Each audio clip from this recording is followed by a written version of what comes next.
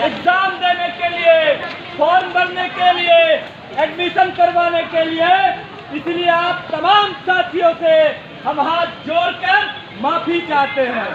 साथियों, करवा रहे हैं ये जो सत्ता में बैठी हुई नरेंद्र मोदी और नीतीश कुमार की सरकार है, वो पूरे बिहार वासियों को कह रहा है कि आपका वोट देने का अधिकार, आपका जो वोटर आईडी कार्ड है वो फर्जी है। तो हम पूछना चाहते हैं इस सरकार से, 2024 में जो हमने सांसद बनाया, इस देश के प्रधानमंत्री नरेंद्र मोदी साहब जो बने थे, हमारे ही वोट से बने थे और यही पहचान पत्र से बने थे, तो वो भी फर्जी होंगे। हम कह देना चाहते हैं कि नरेंद्र मोदी से आप अपना इस्तीफा दे दीजिए। पूरे बिहार वासी, पूरे बिहार का लोग नया से वोटर आईडी कार्ड फिर बनवा लेगा। साथियों, इनका मंशा ऐसा कुछ नहीं है। इनका मंशा ये है कि पूरे बिहार वासी में से सबसे, भारत में सबसे ज्यादा गरीब राज्य, पिछड़ा राज्य वो बिहार है। तकरीबन 4 से 5 करोड़ बिहारी बिहार छोड़कर दूसरे राज्य में काम करते हैं, अपने परिवार का भरण पोषण करते हैं। साथियों, आप बताइए, ये सरकार जो ये चुनाव आयोग जो नया फरमान जारी किया है, क्या ये संभव है कि बिहार के बाहर से वो लोग बिहार आएंगे और अपना वोटर आईडी कार्ड सही करवा पाएंगे? ये सरकार का मंशा ये बिल्कुल नहीं है। ये सरकार का मंशा ये है कि कैसे गरीब, दलित, छात्र, नौजवान, शोषित, वंचितों को वोट देने का अधिकार छीन लिया जाए। साथियों, अब हम चाहेंगे हमारे बीच छात्र संगठन AISF के जिला उपाध्यक्ष साथी बसंत है, जो अपनी बात को विस्तार से रखेंगे और आप सबों के सामने रखेंगे। साथी बसंत।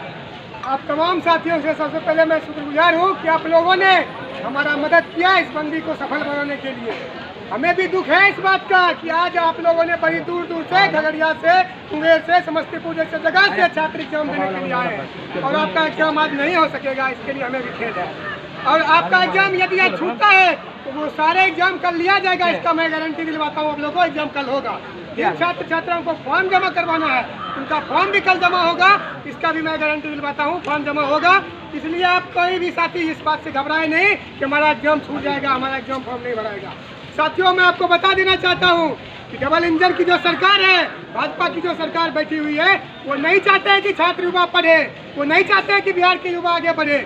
आप लोग आज जो एग्जाम देने के लिए आए हैं, वो एक नई शिक्षा नीति, जो काला कानून भाजपा के मंत्रिमंडल से पास किया गया वो है। जो ग्रेजुएशन पहले 3 साल का होता था उसको 4 साल कर दिया गया है, उसका सेमेस्टर 8 बार कर दिया गया है। अब आप लोगों को 8 बार परीक्षा फॉर्म भरना पड़ रहा है, 8 बार एडमिशन लेना पड़ रहा है और बार बार आप लोगों को पैसे देने पड़ रहे हैं। इसके खिलाफ भी हम लोग आज आवाज उठा रहे हैं कि जो नई शिक्षा नीति बिहार के अंदर लागू किया गया है, पूरे देश में लागू किया गया है, उस नई शिक्षा नीति को भी आगे बंद करने का काम करें। इस बात को लेकर भी हम लोग प्रदर्शन पर है। इस बात को लेकर प्रदर्शन पे है।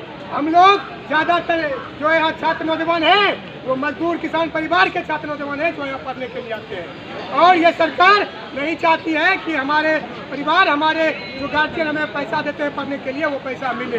क्यों नहीं चाहते हैं? इन लोगों ने एक शर्म कानून बनाया है जिसके अंदर ये कहा गया है कि अब आपको 8 घंटा नहीं 12-12 घंटा काम करना पड़ेगा, तभी आपको दाम मिलेगा, उस काम का बदला नहीं मिलेगा।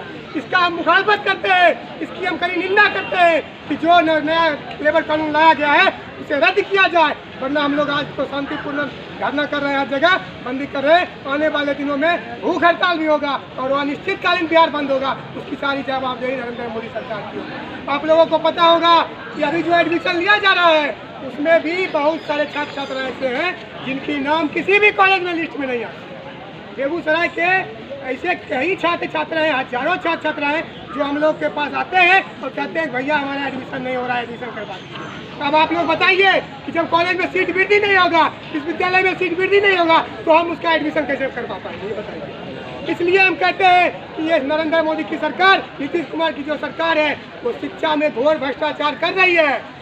दलालों की फौज खड़ी है कॉलेज से लेकर विश्वविद्यालय तक, और जब छात्र जाते हैं कॉलेज में तो वहाँ भी उनसे पैसा ठगा जाता है। जब छात्र जाते हैं दरभंगा विश्वविद्यालय में तो वहाँ भी उनसे पैसा ठगा जाता है। इसके लिए लड़ाई कौन लड़ेगा? अगर इसके लिए लड़ाई हम लोग नहीं लड़ेंगे, आप लोग हमारा साथ नहीं दीजिएगा, तो इसका लड़ाई कौन लड़ेगा बताइए आप। आज आप लोग आ रहे हैं, अभी कितना बज रहा है? 11:30, लेकिन अब तक आपके क्लास में पेपर नहीं पहुंचा हुआ है नामांकन के लिए या आपका परीक्षा के लिए तो पेपर नहीं पहुंचा हुआ, क्योंकि कहीं भी विधि व्यवस्था शिक्षा का ठीक नहीं है, पूरी तरह जर्जर है। इसकी हालत हम लोग नहीं देख सकते हैं, बिहार को इस गर्त में रखते हुए सरकार को नहीं देख सकते हैं, इसलिए हम लोग इसकी मुखालफत करने के लिए आज यह बंदी बनाए। और जब तक सरकार हमारी मांगों को नहीं मानती है, किसान की जो मांग है उसको नहीं मानती है, श्रम कानून को वापस नहीं करते हैं और जो पुरानी मतदाता सूची है उसके आधार पर वोट देने का अधिकार हमें मिलना चाहिए, वरना हम लोग का आंदोलन जारी रहेगा। आप लोग बताइए साथियों, इसी तरह पहले एनआरसी लाया गया था और लोगों को कहा जा रहा था कि आप अपना डॉक्यूमेंट दिखाइए, आप इस देश के वासी नहीं हो। उसी तरह फिर आज किया जा रहा है, कहा जा रहा है कि आप डॉक्यूमेंट दिखाइए तभी आपको वोट देने के लिए अधिकार मिलेगा। बताइए, सरकार मतदाता चुनता है, सरकार जनता चुनता है, या सरकार चुनती है जनता कौन हमें वोट देगा कौन नहीं देगा? ये अधिकार हमारा है ना कि हम वोट देकर सरकार बनाए। अब सरकार ये भी नहीं चाहती है कि हम लोग वोट दें, हम लोग वोटर बने। वो चाहते हैं कि जितने भी SC ST गरीब किसान मजदूर OBC के लोग हैं वो वोट से वंचित हो जाए, ताकि सिर्फ हमारा सत्ता कायम रहे और हम सत्ता में बैठे रहे। अगर ऐसा हुआ साथियों तो आने वाले समय में चुनाव भी नहीं कराया जाएगा, जो सत्ता में बैठे हैं वही सत्ता में बैठे रहेंगे हमेशा। इसलिए आज हम लोग इस बंदी के लिए आए हैं और आप लोग हमारा सपोर्ट कीजिए और कल सबका एग्जाम लिया जाएगा। आज कॉलेज बंद रहेगा, तो इसी बातों के साथ अपनी बात को रखते हैं।